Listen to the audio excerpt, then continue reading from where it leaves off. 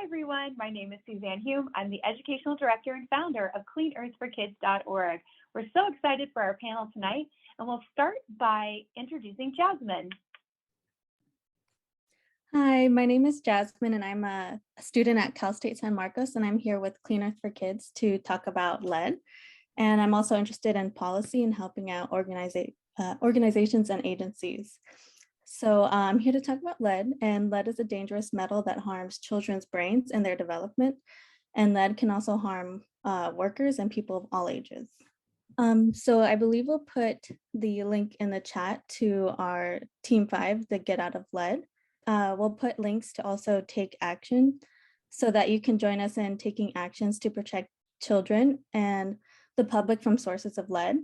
Even at low levels, lead can damage children's brains and can lower their IQ, intelligence, and cause ADD, impulse control issues, disrupt concentration, and affect growth. Lead can also replace iron in the blood, leading to anemia, also tiredness. And here is Darren M. Thank you. Hello, everybody. My name is Darren. But yeah, I'm a sophomore at UCLA studying math. You were saying children are at risk for speech and language problems, learning disabilities, ADD, nerve damage, etc. from lead poisoning, and children under 6 are at the greatest risk. But most children with lead poisoning do not look or act sick, so it's advised that children 6 and younger have a yearly blood lead test.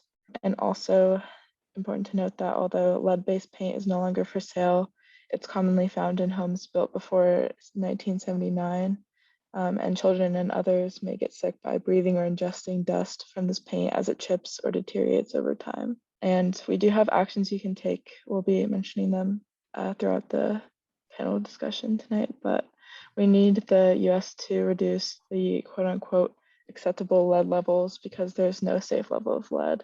And we'll share where lead is found and more information about lead at the end of our panel. Thank you, Darren. So as she said, there is no acceptable level of lead. And today I'm also going to talk to Sandra, who is the leader in the fight in San Diego to get unleaded fuel tanks at Montgomery Field and Brownfield. So in 2022, it is absolutely unbelievable that there are airports that are only offering leaded fuel, because as we said, there is no safe level of lead. Lead is also an environmental justice issue, and the greatest amount of lead is in communities of color and low-income communities. Hello, my name is Evelyn, and I'm a student at UCSD. I'm majoring in urban studies and planning. I have a good focus on environmental justice is also a big passion of mine. So lead is found in a lot of different products, including baby products.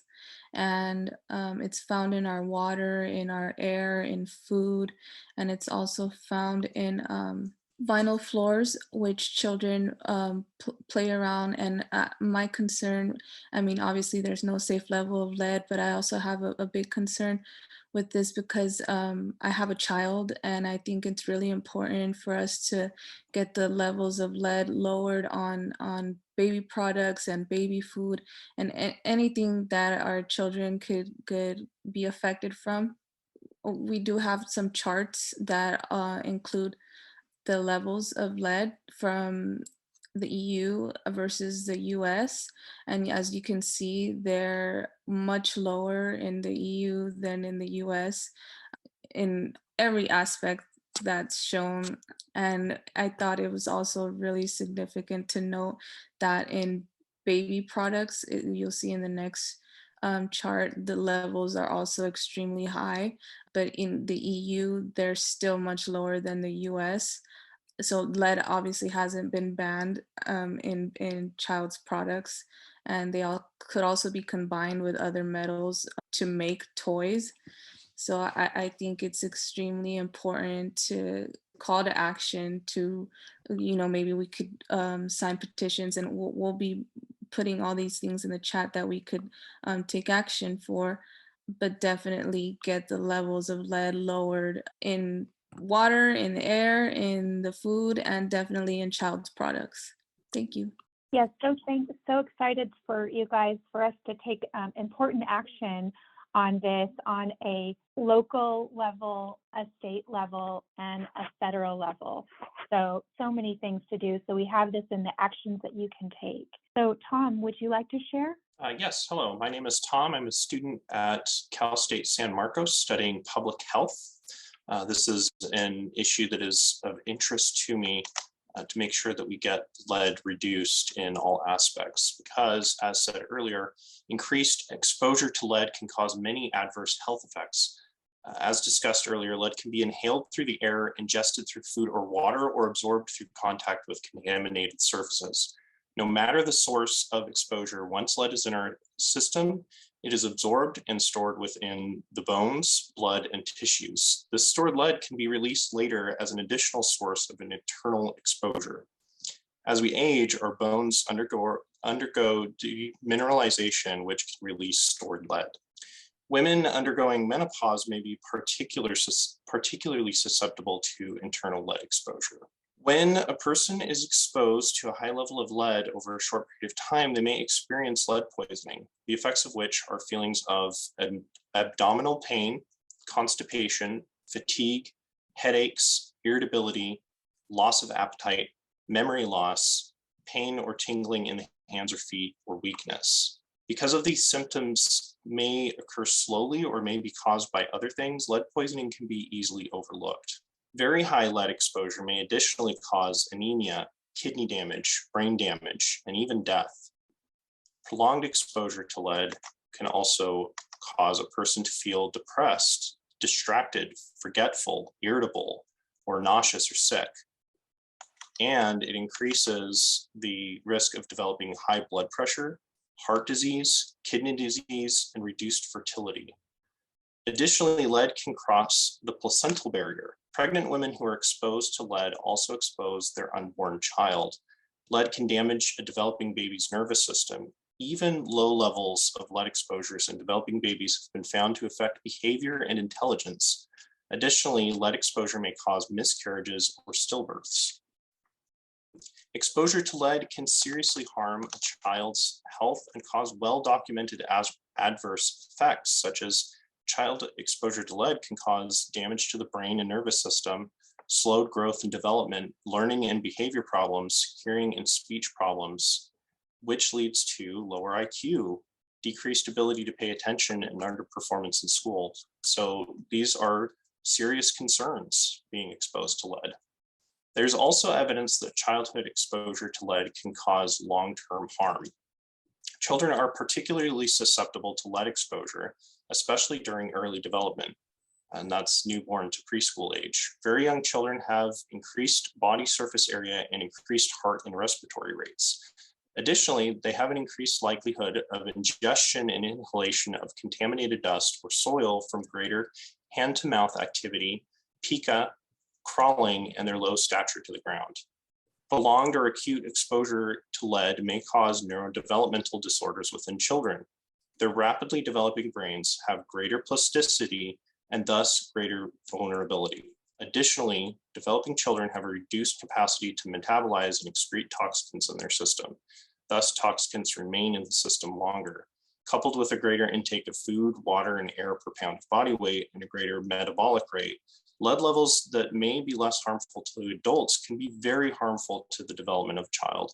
Therefore, increased lead exposure can affect the neurodevelopment of a child, increasing the risk of developing an intellectual, behavioral, or attention disorder. So as you can see by what I've discussed, it's increases the risk of these long-term effects. So it's something that must be taken very seriously to help reduce exposure of lead to children. And here is Darren. All right, thank you, Tom. We would just like to take a moment to spotlight a professor of health sciences at Simon Fraser University. His name is Dr. Bruce Lanphier, and his areas of research interest include early childhood health, environmental neurotoxins, lead poisoning, and epidemiology of asthma. So a lot of the stuff that we've been talking about tonight, that's like his life's work. And so we would like to thank him for his years of work on lead, pesticides, and environmental toxins. his organization, Little Things Matter, is also an excellent source of videos and information. And so I'll be sharing that with you all in the chat, as well as putting their video called Crime of the Century, which is about the harms of lead, in the chat. And I'll add their contact information. So if you'd like to look them up on Twitter or look at the video or anything, I will be putting that in the chat. And here's Anna. Thank you, Darren, and everyone else. Hi, I'm Anna T, and I am a filmmaker and a student with Clean Earth for Kids. And I just want to say we're very grateful to Dr. Lamphere and all working on protecting children from lead, pesticides, toxic chemicals, working for racial, social, environmental, climate justice, equity, education, and working for the changes that are much needed, as well as for the health of our families. Please continue to take the actions that we've been putting in the chat. We welcome students, interns, and volunteers of all ages to work with us. We need your help to work for change, support meaningful legislation, and work to protect children's health, our water, air, wildlife, climate, and our future. And here is Kevin. Thanks, Anna T. I'm Kevin. I am a nursing student at SDSU. I'm very interested in the environment because the environment affects public health. I'm going to be talking about wood smoke right now and how that relates to lead. So interestingly, when you burn wood, burning 2.2 pounds of wood is equal to 0.1 milligrams to 3 milligrams of lead. Aside from that, lead is a big player in air pollution. The South Coast Air Quality Management District in California found that the particulate emissions rate per minute from one beach fire ring is equal to 800 cigarettes. Particulate counter found an increase to 206 micrograms per cubic meter of air from 5 micrograms per cubic meter of air. And studies have shown that for every 10 micrograms per cubic meter of air that's increased, there is a increase. It's also associated with more hospitalizations and death. And so what we want to do is have an educational campaign, because not a lot of people know the effects of wood smoke. And, knowledge is power, because the more knowledge you have, the more understanding of what you need to do. You know what you need to do to prevent disorders or diseases, decreasing your risk for certain diseases as well. And one thing that wood smoke really harms is people with asthma. It also can contribute to asthma in adults. It's one of the #1 leading reasons for children being hospitalized or missing out school. And missing school or having to go to the hospital means the parent has to miss work, and that's pretty bad. But also it's an emotional turmoil thing, because you don't know if your child will make it sometimes. Aside from that, they get behind in academics, and they also get behind in development, and it sets them up potentially for more things like COPD, or chronic obstructive pulmonary disease. Air pollution, you get an increased risk of cardiovascular disease, COPD, and an increased risk of cancer. And there's a lot more. According to, his name was Joel Kaufman from The Lancet, he's a lead investigator. Wood smoke accelerates atherosclerosis, which is when your heart builds up fatty tissue. It increases blood pressure, it increases your risk of heart failure, heart disease. There was also a study with air pollution, and it also has an increased risk for stroke. So San Diego County is actually one of the worst places in the country.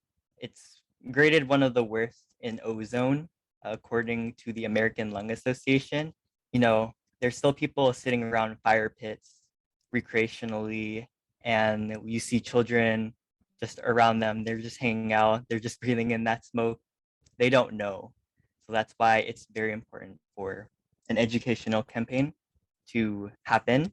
As for the actions you can take, you can look at our website, cleanearthforkids.org/petitions to see what you can do in your community. All right, and I was about to give it to Naeem. Hello, my name is Naeem Miller. I am a sophomore at San Pascual High School. There are very harmful chemicals like cadmium and lead in the tobacco plant. There are added when cigarettes are made, and even more are created when a cigarette is lit. More than 70 chemicals in cigarette smoke have been linked to cancer. Smoking can also cause heart attack, strokes, lung disease, gum disease, and a whole lot more. Heavy metals like lead and cadmium from cigarette smoke accumulate in house dust in multi-unit housing and continue to do harm as third-hand smoke, whose toxic chemicals stay in the home or environment where the smoker touch items or long after smoking has ended. Air pollution and third-hand ruins our air. The one thing that keeps us alive with air pollution. It would be a very difficult time for people with allergies and asthma. 7 in 10 Black children are exposed to second smoke. Secondhand smoke can cause things like asthma attacks, lung problems, ear infections, cancer, and SIDS, or sudden infant death syndrome. Third-hand smoke comes from smokers' hands. There are no safe levels of secondhand smoke. It can trace through doorways, cracks, and walls, electrical lines, and plumbing. The toxic chemicals can, in secondhand smoke, stay in the air regardless of air cleaning. And there is third-hand smoke. That is the toxic residue from smoking that is left on surfaces and even on dust. It is also on the clothes, hair, and skin of smokers. Studies show that hand washing drops the toxin levels on the hands, but are back within 40 to 60 minutes later. So even if someone doesn't smoke around their kids, they are still exposing them to toxic chemicals that interfere with brain development, causing things like ADHD. Third-hand smoke can also cause liver disease, cancer, type 2 diabetes. It can also make asthma worse. Second-hand cigarette smoke, and is especially dangerous for children, pregnant women, the elderly, and those with chronic illnesses. Sickness or sick premature babies in the NICU. So next, we will hear from Darren. All right, thank you, Suzanne. Lead has been found in synthetic turf, and I've heard it's close to us as in the Carlsbad School District.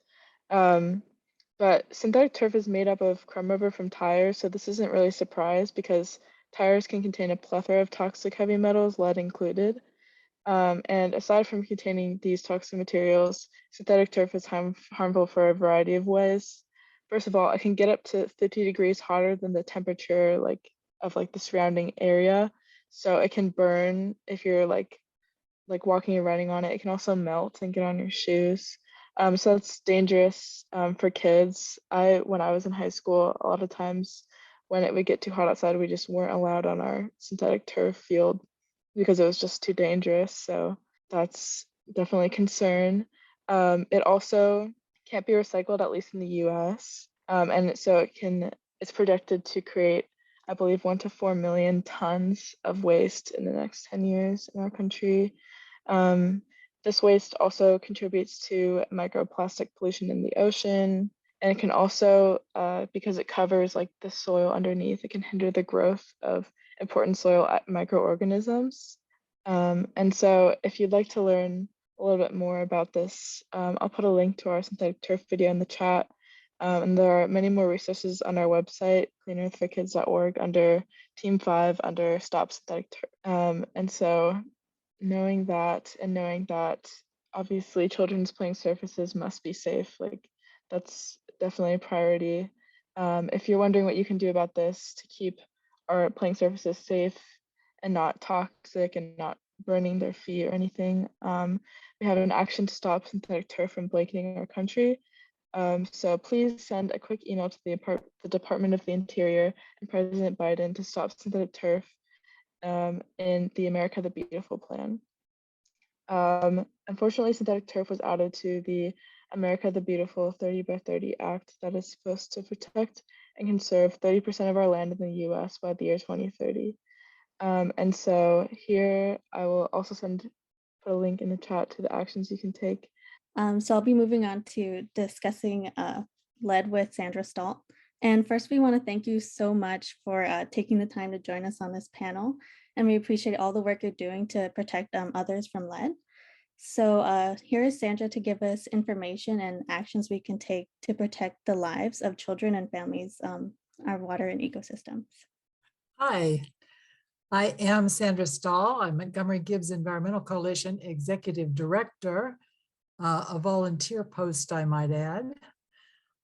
Before I continue, I'd like to give a short shout out to our Environmental Coalition board members, Quentin Yates, Kaya Mande, and Grace Ortega.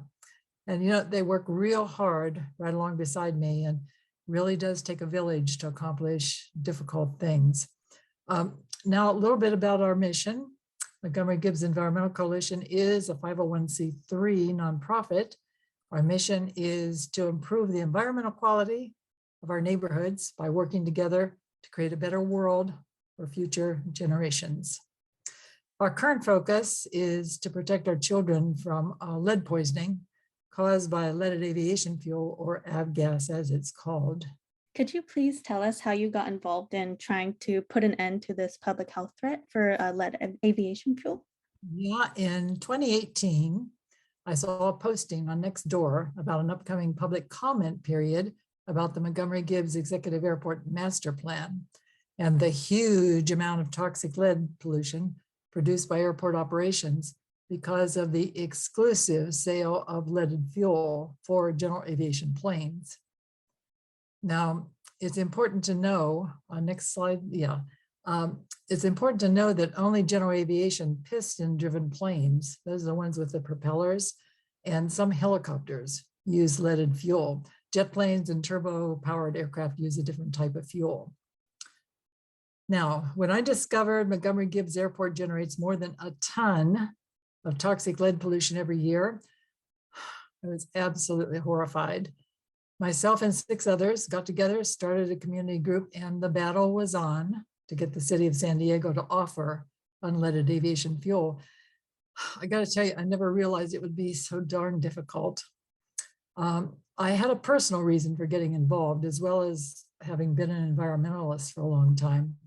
I only live about a mile from the airport right now, but when my children were young, we only lived a half mile from Montgomery Field, and both my girls suffered substantial health problems, including ADHD, that still continue. And you know, I blame that on that toxic lead pollution generated by the airport way back then, that's continued through the years to right now.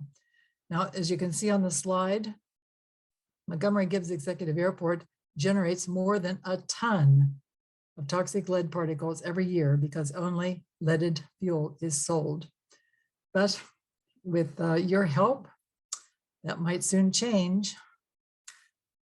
You can help by calling or emailing Mayor Todd Gloria and demand that unleaded fuel be offered at Montgomery Gibbs Airport, because Mayor Gloria is in the process of preparing a new city budget. And it's the perfect time to include funding for an unleaded fuel tank, so that unleaded UL94 fuel can be offered. And that will reduce that ton plus lead pollution by as much as 60 to 70%. So I'm kind of begging you, please, please take this easy action to protect our children from lead poisoning. So you mentioned that the Montgomery Gibbs Executive Airport generates like about 1 ton of toxic lead each year. Could you tell us more about the amount of lead that is generated by all of these San Diego County airports? Well, this is even more shocking than the ton plus of lead pollution generated by Montgomery Gibbs Airport. 4,172 pounds. That is the amount of lead pollution generated every year by the 8 San Diego County airports, combined with that produced by the 2 San Diego City airports, Montgomery Gibbs and Brown Field. None of them offer unleaded UL94 fuel. It's been on the market since 2015. 7 years it's been available. And all that time, our city and county government has ignored it, protecting public health, especially that of children, when they could have been offering unleaded fuel. Now, this is really shameful. Notice on the slide, Montgomery Gibbs Airport ranks 11th in the top 100 lead producing airports in the nation. And Gillespie Field in El Cajon ranks 13th as a top lead producer out of more than 5,000 general aviation airports in the nation. Shameful. San Diego County has 2 airports at the very top of that pollution list. Wow. So because we know that lead is very toxic, could you tell us more about how the toxic lead from these airplanes affect California? Yeah, the problem of toxic lead air pollution, it's not just a local problem. It is a California problem. 50 tons of toxic lead air pollution is generated annually in the state because of the sale of leaded aviation fuel. And how is this affecting the US? Because I know it's not just in California. Yeah, it is also a national problem. According to the EPA, piston engine aircraft operating on leaded aviation gasoline are the largest remaining aggregate source of lead emissions to air in the US. Now, we know all lead pollution is dangerous, but toxic lead air pollution resulting from leaded aviation fuel is especially dangerous. Lead particles emitted from burning leaded aviation fuel are ultra fine, much, much smaller than lead particles emitted by other industries, say, such as lead acid battery manufacturers. So today our panelists talked tonight about the dangers of air pollution and particle matter. So could you please just tell us more about that? Yeah, according to the National Lung Association, the difference in particle size makes a really big difference. We're able to cough or sneeze some coarse particles out of our body, but small particles get trapped in the lungs. And the really scary thing is that the ultrafine particles, like those from leaded aviation fuel, are so minute that they can pass through the lungs directly into the bloodstream. That's how the ultrafine particles from leaded aviation fuel gets into the developing brains of our children via calcium pathways, where it can cause lower IQs, slowed growth and development, learning and behavior problems, and hearing and speech problems. And there is definite scientific proof that lower IQ results from leaded aviation fuel. Okay, there is definite scientific proof that lower IQ results from leaded aviation fuel. An MIT study found that childhood IQ losses attributed to toxic lead aviation fuel contributes to $1.06 billion in annual damages from lifetime earning reductions. There is also proof that children living near a general aviation airport have higher blood lead levels than other kids. A study conducted by Santa Clara County here in California found children living in the area surrounding San Jose's Reed-Hillview Airport have high blood lead levels similar to those children in Flint, Michigan during the peak of its water crisis. The conclusion reached in the study was that those raised blood lead levels are directly attributable to leaded aviation fuel. I really think that what you said really emphasizes how much of a problem this is and how people need to become more aware. And again, that there's no safe level of lead. So I think in the chat, I'll eventually include actions you can take. But to move on, how can the EPA say there's no safe level of lead, but then allow this harmful lead? Well, it is really insane how the EPA contradicts itself about lead pollution, for sure. The EPA consistently says no amount of lead is safe, but then sets standards for how much lead pollution is allowed. During the Flint, Michigan water crisis, an EPA official told National Public Radio that the law requires the agency to look at a level that would be health protective and then set standards that are as close as feasible to that goal. So basically, the law allows the EPA to set limits on how much lead pollution can be generated, even though no amount of lead is safe. Of course, that's ludicrous, but it's all about money, and industry has lobbyists that convince the EPA to set lower standards, and public health pays the price, especially children. Thank you for that. And I know that you've worked really hard on this issue, so I heard that you had some optimistic news to share today. Yeah, there's a really good chance that the EPA will finally issue regulations to phase out leaded aviation fuel. Montgomery Gibbs Environmental Coalition and 6 other petitioners represented by Earth Justice filed a petition with the EPA last August asking the agency to issue an endangerment finding under Section 231 of the Clean Air Act that leaded aviation gasoline contributes to air pollution that harms public health and welfare. So what happened in response? Well, in response, the EPA has committed to propose, and I say propose, an endangerment finding on leaded aviation gasoline by the end of 2022, this year, and finalize the endangerment finding in 2023. The endangerment finding is a necessary step before the EPA and the Federal Aviation Administration can regulate lead in aviation gasoline, but there's a long road ahead, even if the EPA issues an endangerment finding. So what will it mean if the EPA does move forward with an endangerment finding? Well, if the EPA does decide to move forward with the endangerment finding, that would trigger a long process lasting several years. And the way things have gone in the past, my best guess would be 8 to 10 years. There would be hearings and a final endangerment finding. After that, rulemaking to adopt standards for regulating and mitigating lead emissions in connection with the FAA. Lots of red tape. And Sandra, don't you just, I mean, it's so frustrating, especially as we get older. You know, there are things that I want to see in my lifetime, you know, and, you know, stopping these toxic pesticides, stopping these toxic chemicals, stopping all these sources of lead. This is ridiculous. I mean, it's so ridiculous. And our trust for the EPA, it's not there. So I see why we have some glimmer of hope, right? So we're again, great job on your progress. Wow. I mean, community advocate goes, you know, superstar, working it with the EPA. It's just that we need to stay on them and continue our fight.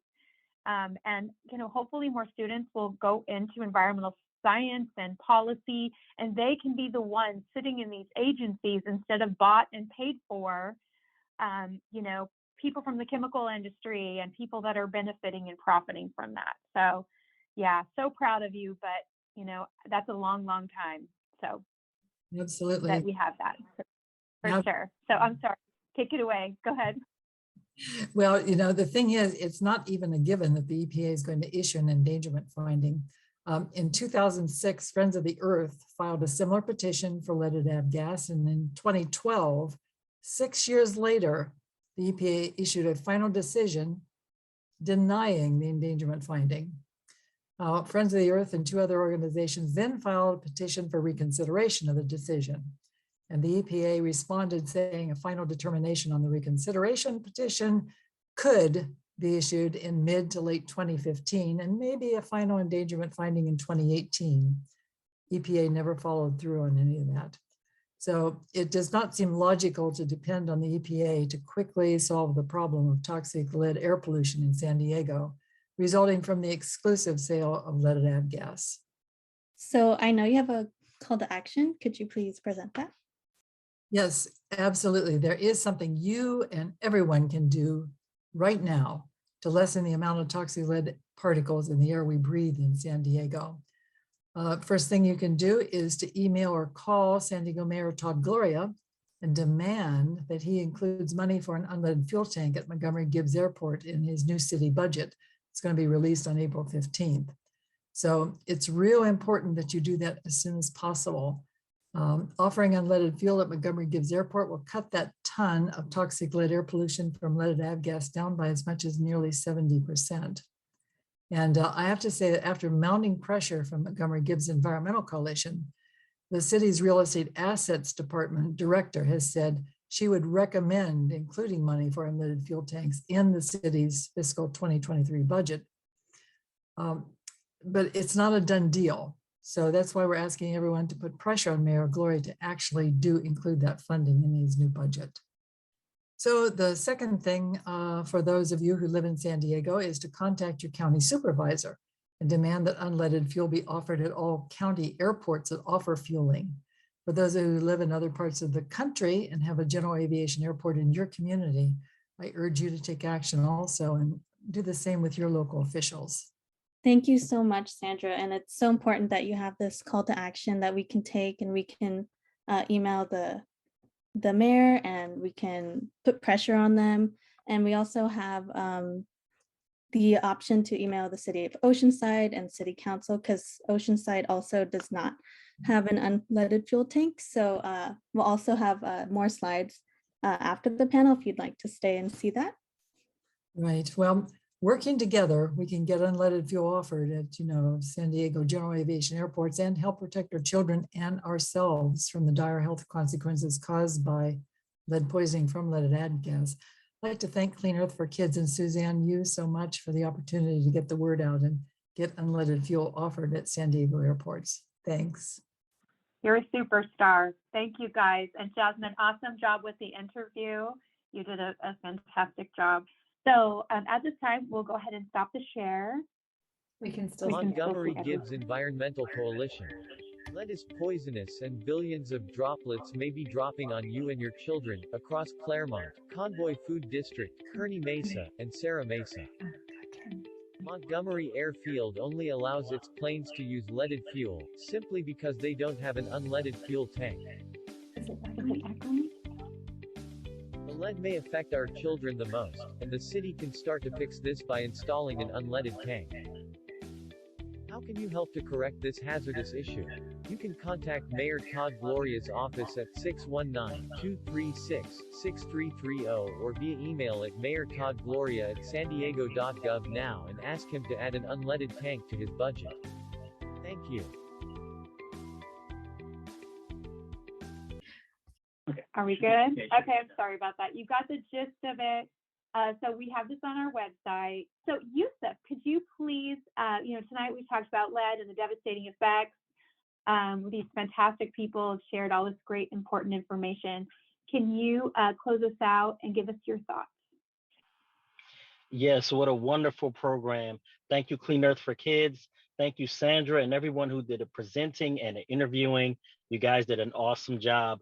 This lead crisis is a problem that some people thought went away in the 70s when we were kids, and it was a big to-do on the media, on TV, and people were talking about it. And then all of a sudden it was drowned out by big business dollars, by big corporations. Let's talk about something else. But while we're talking about something else, people and children are being poisoned. Their education is suffering, their health is suffering, and it was a thing that we didn't talk about anymore. But we need to raise that alarm again. We need to let these mayors and city council members and elected officials know that this lead is still killing people, still harming people, and there are easy fixes to this. It's not a crisis that takes a decade or a century to fix. We just have to stop using these leaded fuels, stop import and implant non-leaded tanks, and remove leaded paints and structures like these in places, and especially keeping in mind the equity of the issue.